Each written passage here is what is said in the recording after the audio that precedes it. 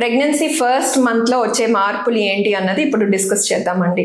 సాధారణంగా first trimester or first month pregnancy positive వచ్చిన తర్వాత బేబీ చాలా చిన్న సైజులో ఉంటుంది కాబట్టి అనుకున్నంత చెప్పుకోదగ్గ మార్పులు ఏమీ ఉండకపోవచ్చు యాజ్ పర్ పొట్ట పరంగా చూసుకున్నట్లయితే కనుక. బట్ జనరలైజ్డ్గా ఏమేమి మార్పులు ఉంటాయి అన్నది డిస్కస్ చేద్దాం. ఫస్ట్ అండ్ ఫార్మోస్ట్ మోస్ట్ కామన్గా ఎక్కువ మంది విమెన్లో నాసియా, వామిటింగ్ ఇలాంటి సెన్సేషన్ అనేది ఉంటుందండి. కొంచెం లైక్ డిజినెస్ కూడా ఉండొచ్చు కొంతమందిలో.